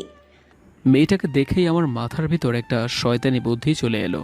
ভাবতে লাগলাম এই মেয়ের রক্ত পান করে তৃষ্ণা মেটালে খুব একটা মন্দ হবে না। অতঃপর আমি কোনো জবাব দিচ্ছি না দেখে মেয়েটা আবার বলতে লাগলো, স্যার, আমার টাইম ওয়েস্ট হচ্ছে, প্লিজ বিলটা দিয়ে দিলে অনেক ভালো হতো। আরে হ্যাঁ হ্যাঁ দেবই তো। তার আগে আমাকে একটা হেল্প করবে প্লিজ? জি স্যার, কীরকম হেল্প? আসলে আমি একটা ভারী জিনিস একা একা উঠাতে পারছি না, তাই যদি সেটা উঠাতে আমাকে একটু সাহায্য করতে তাহলে অনেক ভালো হতো। আচ্ছা, কি উঠাতে হবে বলুন? তুমি এসো আমার সাথে। অবশেষে আমি মেয়েটাকে নিয়ে বাসার ভিতরে ঢুকে গেলাম। বাসার ভিতরে ঢোকার পরে আমি ভেতর থেকে দরজাটা লক করে দিলাম। তারপর মেয়েটার চোখ ফাঁকি দিয়ে আমার সঙ্গে একটা ধারালো ছুরিও নিয়ে নিলাম। অতঃপর মেয়েটাকে বললাম আমার পিছন পিছন আসতে। আমি মেয়েটাকে নিয়ে সোজা বেসমেন্টে চলে এলাম, কারণ এই জায়গাটাই হচ্ছে সবথেকে বেশি নিরাপদ। বেসমেন্টে চলে আসার পরে আমি দরজাটা লক করে দিলাম। আমি দরজাটা লক করেছি দেখে মেয়েটা একটু ভয় পেয়ে বলতে লাগলো, স্যার, আপনি দরজা লক করলেন কেন? দরজাটা লক তো আমি এমনি এমনি করিনি। আজকে আমি তোমার শরীরের পুরো রক্ত চুষে চুষে খাবো। কি খাওয়াবে না তোমার রক্ত? মানে কি বলছেন এগুলো? রক্ত খাবেন মানে? মানেটা তো একটু পরেই বুঝতে পারবে সুইট হার্ট। এবার কাছে এসো, তোমার রক্তের স্বাদ গ্রহণ করি। এই কথা শোনা মাত্রই মেয়েটা প্রায় দৌড়ে বেসমেন্টের সিঁড়ি বেয়ে উপরে উঠতে লাগলো। কিন্তু তার আগেই আমি গিয়ে এক টানে ধাক্কা দিয়ে মেয়েটাকে সিঁড়ি থেকে ফ্লোরে ফেলে দিলাম। এত উঁচু থেকে পড়ে যাওয়ার কারণে মেয়েটা পায়ে অনেকটা আঘাত পেল, যার কারণে আর সোজা হয়ে উঠে দাঁড়াতে পারছিল না। অতঃপর আমি গিয়ে মেয়েটার সামনে বসে পড়লাম। তারপর ছুরিটার সামনে তুলে ধরা মাত্রই মেয়েটা ভয়ে কেঁদে দিল আর আমার কাছে হাত জড়ো করে কাকুতি মিনতি করতে লাগলো তাকে ছেড়ে দেওয়ার জন্য। কিন্তু এই মুহূর্তে আমি মেয়েটার কোনো কথা শোনার মতো অবস্থাতে ছিলাম না। আমার মাঝে যেন এক আলাদা শক্তি কাজ করছিল সেই মুহূর্তে। অতঃপর আমি আর দেরি করতে পারলাম না। মেয়েটার গলা ফ্লোরের সাথে চেপে ধরেই ছুরিটা চালিয়ে দিলাম মেয়েটার গলার মাঝ বরাবর। অনেকক্ষণ হলো ছুরিটা মেয়েটার গলায় চালিয়ে গেলাম, আর মেয়েটার গলা থেকে গল গল করে তাজা রক্ত গড়িয়ে পড়তে লাগলো। চোখের সামনে এমন টাটকা রক্ত দেখে আমার চোখ মুখ চকচক করে উঠল। আর সামলাতে পারলাম না নিজেকে, একদম হামলে পড়লাম মেয়েটার ওপরে। মেয়েটার গলা থেকে গরম রক্ত চুষে চুষে খাচ্ছিলাম। মনে হচ্ছিল যেন কতদিন পরে যেন আমার নিজের খাবার ফিরে পেয়েছি। অতঃপর চুষে চুষে মেয়েটার শরীরের পুরো রক্তই খেয়ে ফেললাম। কিন্তু আমার তৃষ্ণা মিটলেও খিদেটা যেন রয়েই গিয়েছিল। অতঃপর ভাবলাম, রক্ত যেহেতু খেয়েছি, কলিজাটা আর বাদ থাকবে কেন। তারপর ছুরিটা নিয়ে এসে মেয়েটাকে উলঙ্গ করে ফেললাম। তারপর ছুরিটা দিয়ে মেয়েটার বুক ফালা ফালা করে কেটে ওর কলিজাটা বের করে আনলাম। কলিজা দেখেই যেন আমার খিদেটা আরও দ্বিগুণ বেড়ে গেল। তাই আর দেরি না করে কামড়ে কামড়ে রক্ত মাংসর কলিজাটা খেতে শুরু করলাম। তৃপ্তি সহকারে পুরো কলিজাটা খাওয়া শেষ করলাম। সেই মুহূর্তে আমার এতটাই ভালো লাগছিল যে ভাষায় প্রকাশ করা যাবে না। মনে হচ্ছিল কতদিন পরে আমি মন ভরে খেতে পারলাম। আমার রক্তের নেশা পুরোপুরি কেটে যাওয়ার পরেই চোখ গেল মেয়েটার ফালা ফালা করা নিথর দেহটার দিকে। মেয়েটার ভয়ার্ত চোখ জোড়া এখনও খোলা রয়েছে। আমি ভাবতে লাগলাম এখন লাশটাকে কি করা যায়। তখনই মাথায় একটা দারুণ আইডিয়া চলে আসলো। একটা বড় সড়ো বস্তা এনে মেয়েটাকে বস্তার ভিতরে ভরে ফেললাম। তারপর বস্তাটা নিয়ে ফেলে রাখলাম বেসমেন্টের এক কোণায়। এখানে হাজারটা খুন করলেও কেউ টের পাবে না। অতঃপর আর বেসমেন্টে দেরি করলাম না, তাড়াতাড়ি করে বেসমেন্ট ছেড়ে উপরে চলে আসলাম। উপরে এসেই যত দ্রুত সম্ভব গোসলটা সেরে নিলাম। পুরো শরীর রক্তে চিপচিপে হয়েছিল। গোসল করার পরে নিজেকে বেশ শান্তি লাগছিল। তারপর গোসল সেরে এসে সোফায় বসে একটা সিগারেট জ্বালালাম। এদিকে সিগারেট টানছি আর একদিকে ভেবেই চলছি, কতদিন আর কতদিন এভাবে নরপশু হয়ে বাঁচতে হবে আমাকে। আমি তো এতটা খারাপ ছিলাম না, কেন পারছি না আমি ভালো হতে? আমি ভালো হবই, এভাবেই জীবন চলতে পারে না। আমি বাংলাদেশে ফিরে যাব, তারপর যা হবার হবে। তবুও আমি ভালো হতে চাই। পাপের বোঝাগুলো যেন আমাকে কুরে করে খাচ্ছিল। আর সইতে পারছিলাম না আমি এগুলো। মনে হচ্ছিল আমি মারা গেলেও আর কখনো কোনো মেয়েকে খুন করব না। অতঃপর এগুলো ভাবতে ভাবতে কখন যে ঘুমিয়ে গিয়েছে সেটা নিজেও টের পাইনি। কলিং বেলের আওয়াজে হঠাৎ করেই আমার ঘুমটা পুরোপুরি ভেঙে গেল। ফোনের দিকে তাকিয়ে দেখলাম প্রায় সন্ধ্যা 7টা বেজে গিয়েছে। এই সময়ে তো বাড়িওয়ালা আসার কথা না, আর এখানে তো আমার চেনা জানাও কেউ নেই। তাহলে এই সময়ে কে আসতে পারে? এগুলো ভাবতে ভাবতেই আবার কলিং বেলটা বেজে উঠল। অতঃপর আমি গিয়ে দরজাটা খুলে যেটা দেখলাম সেটা দেখে পুরো হা হয়ে গেলাম। ভাবতে লাগলাম এটা কি করে সম্ভব। দেখতে পেলাম এই মুহূর্তে আমার সামনে কাজল কালো মায়াবী চোখ, নিষ্পাপ সেই ঘায়েল করা রূপের অধিকারী জলজান্ত স্নেহা দাঁড়িয়ে আছে। ও কিভাবে এখানে আসতে পারে আমার মাথায় ধরছিল না। এটা কি ম্যাজিক নাকি? ওর দিকে তাকিয়ে তাকিয়ে এগুলোই ভাবছিলাম। তখনই স্নেহা আমাকে হালকা ধাক্কা দিয়ে বলতে লাগলো, ও হ্যালো, এই যে মিস্টার ইভান, আপনাকে ডাকছি। আপনি শুনতে পাচ্ছেন না? কই কিছু বলছেন? না, কিছু বলিনি। বাইরেই দাঁড় করিয়ে রাখবেন নাকি ভেতরেও ঢুকতে দিবেন? ধ্যাত, সরুন তো আপনি সামনে থেকে। অতঃপর স্নেহা আমাকে দরজার সামনে থেকে সরিয়ে দিয়ে নিজে নিজেই ভেতরে চলে গেল। আমিও হাবলার মতো ওর ভেতরে যাওয়া দেখতে লাগলাম। স্নেহা ভেতরে গিয়ে সোফায় বসা মাত্রই আমিও গিয়ে ওর পাশে বসে ওকে বলতে লাগলাম, আচ্ছা আমি যে এখানে আছি সেটা আপনি জানলেন কিভাবে? কি বলছিলেন মনে নেই? ভাগ্যে থাকলে আবার দেখা হবে, সেই ভাগ্যই আজকে দেখা করিয়ে দিল। প্লিজ বলুন না, কিভাবে বুঝলেন আমি এখানে আছি? উফ, সেটা সারপ্রাইজ, বলা যাবে না। ও আচ্ছা, তো এসেছেন যখন এই সময়ে কেন? আবার ফিরবেন কখন তাহলে? কে বললো আমি ফিরবো? মানে ঠিক বুঝতে পারলাম না। আপনাকে কে বললো আমি ফিরবো?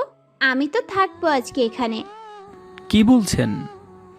কেন, সহজ ভাষাতেই তো বললাম। কেন আমি থাকবো বলে কি আপনি ভয় পাচ্ছেন?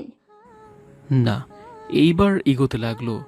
একটা মেয়ে থাকতে চাচ্ছে আমার সাথে, আর আমি কিনা ভয় পেয়ে না করে দিব। কিন্তু একটা বিষয় নিয়ে আমার বেশ চিন্তা হচ্ছিল যে আমার হঠাৎ করেই যে কোনো সময় রক্তের নেশা উঠে যেতে পারে। তখন কে কোনটা আমার খেয়াল থাকে না। বাই চান্স আমি যদি স্নেহার সাথে খারাপ কিছু করে ফেলি তখন কি হবে? না না, আমি মরে গেলেও স্নেহার কোনো ক্ষতি করতে পারবো না। চুপচাপ এগুলো ভাবছিলাম, হঠাৎ করেই স্নেহার ডাকে ভাবনায় ছেদ পড়ল। এই যে মিস্টার, আপনি কিছু বলছেন না কেন? কি বলবো, আপনার যতদিন খুশি থাকুন, আমার কোনো প্রবলেম নেই। না, শুধু আজকে রাতটুকুই থাকবো। বাই দ্য ওয়ে, কফি খাবেন? খাওয়া যায়, তবে রেস্টুরেন্ট থেকে অর্ডার করতে হবে। এখানে কফি বানানোর মতো কোনো জিনিসপত্র নেই। এত টেনশন নিতে হবে না, আমি আসার সময় কফি সহ রাতের খাবারও নিয়ে এসেছি। ও, আপনি কষ্ট করে আনতে গেলেন কেন? এখান থেকেই তো আনা যেত। আরে নো প্রবলেম। আচ্ছা, এই ব্যাগটা খুলতে আমাকে একটু সাহায্য করুন তো।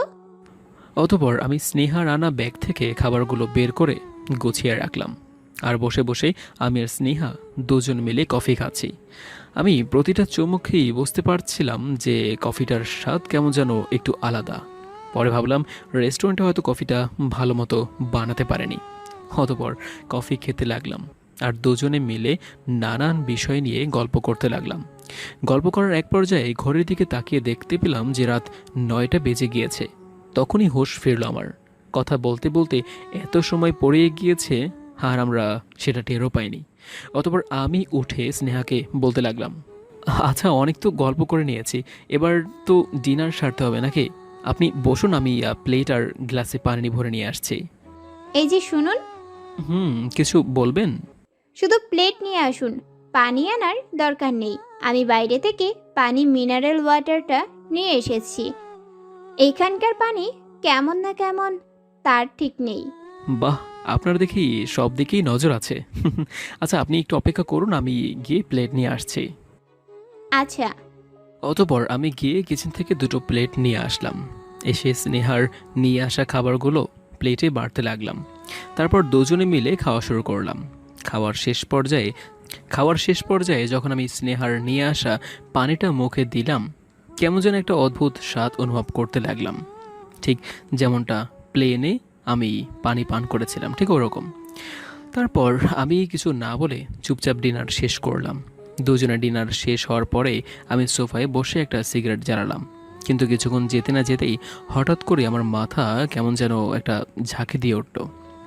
হঠাৎ এমন লাগছিল কেন আমি ঠিক বুঝে উঠতে পারছিলাম না। তাহলে কি? আমি সোফায় বসে একটা সিগারেট জ্বালালাম, আমার উপর আবারও সেই রক্তের নেশাটা জেগে বসলো। আমি যেন আর কিছুই ভাবতে পারছিলাম না। আস্তে আস্তে আমার মাথা প্রায় ভার হয়ে আসছিল। কিছু সময় পরেই আমার চোখ একদম বুজে গেল, আর কিছুই মনে নেই আমার। হঠাৎ করেই আমার ঘুমটা ভেঙে গেল। আস্তে আস্তে চোখ মেলে তাকানোর চেষ্টা করছিলাম, কিন্তু চোখের পাতায় ভীষণ ব্যথা করছিল। অতঃপর চোখ মেলে তাকানোর পরে ঠিক বুঝে উঠতে পারছিলাম না এই মুহূর্তে আমি ঠিক কোথায় আছি। জায়গাটা আমার ভীষণ অচেনা লাগছিল। অন্ধকার একটা রুম, জানালার কিঞ্চিত ফাঁক দিয়ে দিনের আলো রুমে প্রবেশ করে একটা আলো মিশ্রিত অন্ধকার সৃষ্টি করছিল। আমি রুমের ভিতরের স্যাঁতস্যাঁতে ফ্লোরের উপর শুয়েছিলাম। আস্তে আস্তে উঠে বসার চেষ্টা করলাম, কিন্তু শরীরটা নড়াচড়া করতেই অদ্ভুত একটা ব্যথা অনুভব করতে লাগলাম আমার শরীরে। বেশ কিছুক্ষণ নীরবে বসে থাকার পর হঠাৎ করেই দরজা খোলার আওয়াজ আমার কানে ভেসে আসলো। আমি মাথা উঁচু করে সামনে তাকাতেই দেখতে পেলাম কেউ একজন দরজা খুলে রুমের ভিতরে ঢুকেছে, কিন্তু তার চেহারাটা আমি স্পষ্ট দেখতে পাচ্ছিলাম না। কিন্তু রুমের ভিতরে ঢুকে যেই মাত্র সে লাইট অন করলো, তাকে দেখে আমি 1000 ভোল্টের শর্ট খেলাম। আমার সামনে আর কেউ না, স্নেহা দাঁড়িয়েছিল। ওর চেহারার ভাব ভঙ্গি প্লাস পোশাক আশাক সব কিছুই যেন বদলে গিয়েছিল। পরনে জিন্স জ্যাকেট হাই হিল, আর চেহারার মাঝেও আগের সেই মায়াবী ভাবটাও খুঁজে পাচ্ছিলাম না। হঠাৎ করে ওর এমন বদলে যাওয়া দেখে বেশ অবাক হচ্ছিলাম, কিন্তু এটার থেকেও বেশি অবাক হচ্ছিলাম এটা ভেবে যে আমি এখানে এলাম কি করে, আর এটা কোন জায়গা। আমি তো কিছুই বুঝে উঠতে পারছিলাম না। স্নেহার দিকে তাকিয়ে তাকিয়ে এগুলো ভাবছিলাম। ঠিক তখনই স্নেহা একটা চেয়ার টেনে নিয়ে এসে আমার সামনে বসে পড়ল আর অদ্ভুত ভঙ্গিতে আমাকে বলতে লাগলো, কিরে কেমন আছিস? ঘুম ভাঙলো তাহলে তোর? আমি তো ভেবেছিলাম তুই পরপারে চলে গিয়েছিস। স্নেহা, আপনি এখানে কি করছেন? আমি বা এখানে এলাম কি করে? আর আপনি আমার সাথে এইভাবে কথা বলছেন কেন? তো তোর সাথে আর কিভাবে কথা বলবো? তোকে যে এখনো বাঁচিয়ে রেখেছি সেটাই তো তোর ভাগ্য। মানে স্নেহা, আপনি এসব কি বলছেন? আমি তো কিছুই বুঝতে পারছি না। বাঁচিয়ে রেখেছেন এগুলো মানে? তোর মতো নরপশুকে বাঁচিয়ে রাখা ঠিক? তুই বল। মানে সত্যি করে বলুন আপনি কে, আর আপনি আমার ব্যাপারে এত কিছু জানেন কিভাবে? হ্যাঁ হ্যাঁ বলবোই তো, বলার জন্যই তো তোকে আমেরিকা থেকে বাংলাদেশে নিয়ে এলাম। তোকে বাংলাদেশে আনার জন্যই তো আমার এত নাটক। নাটক মানে? ও, এখনো বুঝতে পারলি না? শোন তবে, আমি হলাম বাংলাদেশ ক্রাইম ইনভেস্টিগেশন ডিপার্টমেন্টের একজন চিফ অফিসার। আর তুই যে একটা নরখাদক সেটা আমাদের টিম অনেক আগেই সন্দেহ করে। আর তোকে সরাসরি গ্রেফতার করার জন্য আমাদের টিম তোর বাসায় যায়, কিন্তু যাওয়ার পরে তোর কোনো খোঁজ মিলে না। আর তখনই আমার মাথায় চিন্তা আসে তুই বিদেশে পালিয়ে যাওয়ার চেষ্টা করতে পারিস। তাই তখনই ট্রাভেল এজেন্সিতে খোঁজ নিয়ে জানা যায় আমাদের সন্দেহটাই ঠিক, তুই আমেরিকা যাওয়ার সব বন্দোবস্ত করে ফেলেছিস। তাই ভাবলাম তোকে একটু অন্যভাবে গ্রেফতার করি। আর তোর ফ্লাইট যে 1 ঘন্টা লেট করে যাত্রা শুরু করলো সেটা আমাদের কারণেই। আর এতদিন যে মিষ্টি মিষ্টি কথা বলে তোকে ভুলিয়েছিলাম পুরোটাই আমার নাটক ছিল। সত্যি কথা বলতে স্নেহার মুখে এগুলো শুনে আমি কথা বলার ভাষা হারিয়ে ফেললাম। ও এমনটা করলো আমার সাথে? বলতে গেলে ওকে ভালোই বেশি ফেলেছিলাম, কিন্তু পুরোটাই যে একটা প্রতারণার ফাঁদ সেটা আমি কল্পনাও করিনি। ওর এই কাজের জন্য বেশ রাগ হতে লাগলো আমার। কিরে কথা বলছিস না কেন? বেশ অবাক হয়েছিস বলে মনে হচ্ছে। তোর আর বাইরের আলো দেখা হলো না রে, এবার জেলে পচে মরতেই হবে তোকে। কিন্তু আপনি আমার সাথে এত বড় প্রতারণাটা না করলেও পারতেন। প্রমোশনের জন্য শুধু প্রতারণা কেন, আমি তো তোকে মেরেও ফেলতে পারি। তুই তো থাকবি না, আর প্রমোশন দিয়ে কি হবে? মানে? আমাকে মারবি তুই, তাই না? তাহলে দেখ আজকে কার হাতে কে মরে। এই বলেই আমি স্নেহাকে এক ধাক্কায় মেঝেতে ফেলে দিলাম। ও চিৎকার করার চেষ্টা করতেই আমি ওর মুখ চেপে ধরলাম আর এক নরকীয় হাসি দিয়ে আমার দাঁতগুলো বসিয়ে দিলাম স্নেহার গলায়। রক্তের নেশা ছিল না, তবুও কেন যেন ওর রক্ত খেতে আজকে আমার বড্ড ভালো লাগছিল। সজোরে স্নেহার গলায় কয়েকটা কামড় বসাতেই ওর শরীর আস্তে আস্তে নিস্তেজ হয়ে এলো। অতঃপর এক টানে ওর গলার রগটা ছিঁড়ে ফেললাম। ইচ্ছে মতো ওর শরীরের সমস্ত তাজা রক্ত চুষে চুষে খেতে লাগলাম। তবুও যেন আমার খিদের আশ মিটছিল না। অতঃপর ওর শরীরের সব কাপড় খুলে ওকে উলঙ্গ করে ফেললাম। তারপর এক টানে ওর কলিজাটা বের করে নরখাদকের মতো কামড়াতে শুরু করলাম। আর রক্ত মিশ্রিত গরম কলিজার গন্ধ আমাকে যেন প্রায় মাতাল করে দিচ্ছিল। স্নেহার কলিজাটা খাচ্ছিলাম আর স্নেহার পড়ে থাকা রক্তাক্ত দেহটার দিকে তাকিয়ে তাকিয়ে জোরে জোরে হাসছিলাম। মনে হচ্ছিল এই হাসি বোধহয় আর থামবার নয়। 9 দিন পরে আজকে আমার ফাঁসির দিন ধার্য করা হয়েছে। হ্যাঁ, 36টা মেয়েকে আর একজন ক্রাইম ইনভেস্টিগেটরকে খুন করার অপরাধে আমার জেল না হয়ে সরাসরি ফাঁসির রায় হয়ে গিয়েছে। হাতে আর কিছুক্ষণ সময় রয়েছে মাত্র। এরপরেই হুকুম হয়ে যাবে আমাকে ফাঁসির মঞ্চে তোলার জন্য। কিন্তু আজকে আমি বেশ খুশি। আজকে আমি চিরতরে মুক্তি পেতে চলেছি এক নরপিশাচীয় জীবন থেকে। হ্যাঁ, আমার এই আত্মত্যাগের জন্য বেঁচে গেল আরও হাজারো যুবতীর জীবন। গ্রহণ করা অতি সহজ, কিন্তু ত্যাগ করাটা বড়ই কঠিন। কিন্তু না, আমি সেটা পেরেছি। আমার সময় হয়ে গিয়েছে। এবার আমাকে যেতে হবে 85 অধ্যায় পিছনে ফেলে রেখে পরপারের নতুন এক অধ্যায় শুরু করার জন্য।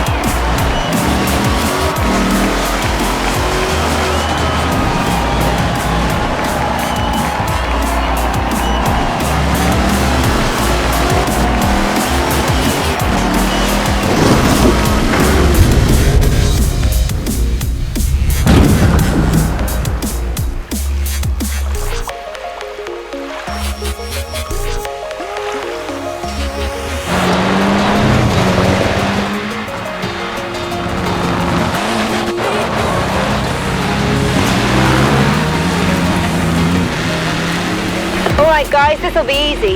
Just don't miss the checkpoints and let's go.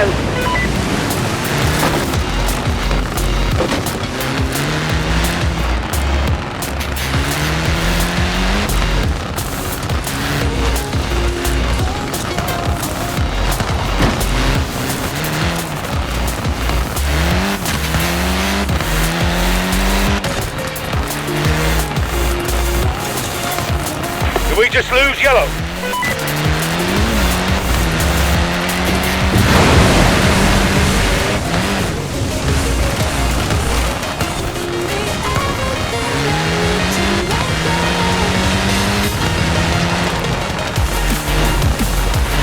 Coming up on the quarry. Woohoo!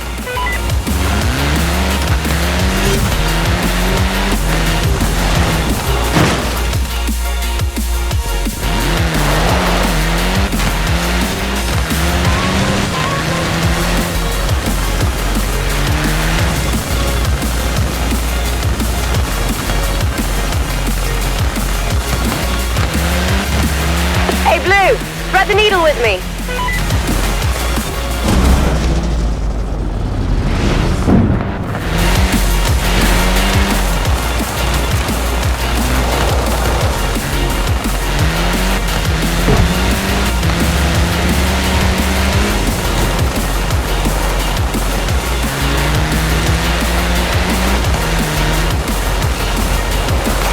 Red's down, red's down.